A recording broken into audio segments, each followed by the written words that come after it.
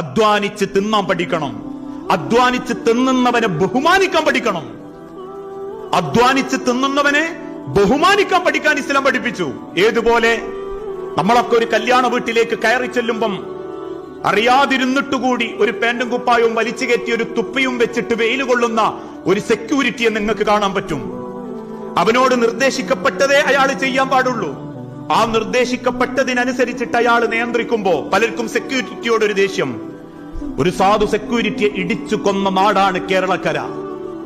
ദേഷ്യത്തിന്റെ പേരിൽ ഒരു കുടുംബത്തിന്റെ അത്താണിയായി തെണ്ടാൻ മനസ്സില്ലാത്തതിന്റെ പേരിൽ കുടുംബം പോറ്റാൻ ഇറങ്ങുന്നവരാ സർവ്വ പണിക്കാരും. എല്ലാ തൊഴിലിനും അതിന്റേതായ ഭംഗിയുണ്ട്.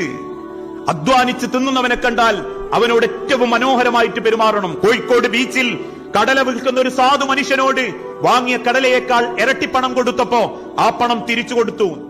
ഇത് നിങ്ങൾക്കുള്ളതാണെന്ന് പറഞ്ഞപ്പം ദൈവം എനിക്ക് ആരോഗ്യം തന്നിട്ടുണ്ട്, അതുകൊണ്ടാ ഞാൻ ഈ കടലപ്പണിക്കിറങ്ങിയതെന്നും നയിച്ച് തിന്നുന്നതാണ് എന്റെ ശരീരത്തിന്റെ ആരോഗ്യമെന്നും ഒരു സാധു പറയുന്നുണ്ട് എങ്കിൽ ഭക്ഷണം നയിച്ച് അല്ലെങ്കിൽ അധ്വാനിച്ച് കഴിക്കുന്നവനെ കണ്ടുപഠിക്കണം, അവനെ ബഹുമാനിക്കാനും പഠിക്കണം.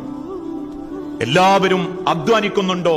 അവന്റേതായ സങ്കടങ്ങളുണ്ട്. ഞാൻ പറയാറുണ്ട്, ചിലപ്പോ നമ്മൾ വാഹനത്ത് പോകുമ്പോൾ തൊട്ടു മുൻപില് 2 കൊലയും കുറച്ച് പച്ചക്കറി ചാക്കും കുറച്ച് പെട്ടികളൊക്കെ ആയിട്ട് വാഹനത്തുമ്പോ പോകുന്ന ചിലപ്പോ ചില സാധുക്കൾ ഉണ്ടാവും. അവരുടെ ലക്ഷ്യം അവരുടെ കുടുംബമാ, അവരുടെ സ്ഥാപനമാ. ഈ സാധനം സ്ഥാപനത്തിൽ എത്തിച്ചിട്ട് അത് വിറ്റിട്ട് വേണം രാത്രി സ്കൂളിൽ നിന്നും കയറി വരുന്ന എന്റെ മക്കൾക്കും 1000 സ്വപ്നങ്ങളുമായി കൂടിറങ്ങിപ്പോന്ന പെണ്ണിന്റെയും വയറ് നിറയാൻ എന്ന് ആഗ്രഹിച്ച്